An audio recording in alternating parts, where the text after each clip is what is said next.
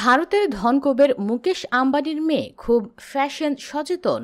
তাকে মিট গালায় উপস্থিত হতে দেখা যায়। ২০১৭ সাল থেকে তিনি এই অনুষ্ঠানে উপস্থিত হন। এবারও ঈশা সেখানে উপস্থিত হয়েছেন। তার গায়ে ছিল অসাধারণ শাড়ি।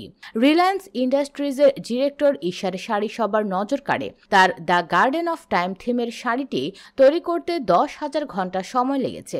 হিন্দুস্তান টাইমসের খবরে বলা হয়, মে মাসের প্রথম সোমবার নিউ ইয়র্ক শহর ছিল তারকা খচিত। ফ্যাশনের সবচেয়ে বড় রাতে আলিয়া ভাট থেকে জেনিফার লোপেজ, কিম কার্দাশিয়ান থেকে ঈশা আম্বানি তারকাদের কেতাদুরস্ত পোশাক এখন talk of the internet. The metropolitan museum of আর্টের রেড কার্পেটে হাঁটার জন্য রাহুল মিশ্রর ডিজাইন করা গোল্ডেন শাড়ি গাউন বেছে নেন ঈশা, যাতে হ্যান্ড এমব্রয়ডারি, যেন কোনো ফুলের স্বর্গরাজ্য সেটি। আর ফুলের বাগানে খেলা করে বেড়াচ্ছে প্রজাপতি ও ড্রাগন ফ্লাই। মেট গালার জন্য এটাই ডিজাইনার রাহুল মিশ্রের প্রথম কাজ। ঈশার স্টাইলিস্ট অনিতা শ্রফ আজ জানান, প্রকৃতির জীবনচক্রকে ফুটিয়ে তোলা হয়েছে ঈশার পোশাকে, যা করা হয়েছে হ্যান্ড এমব্রয়ডারির মাধ্যমে।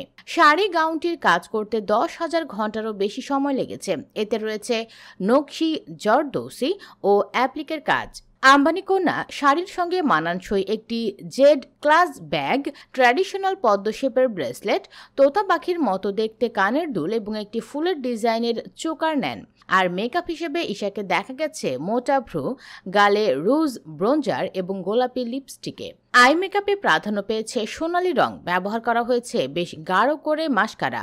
মুকেশ আম্বানি এবং নীতা আম্বানির মেয়ে ঈশা আম্বানি প্রায় প্রতি বছরই উপস্থিত থাকেন মেট গালাতে।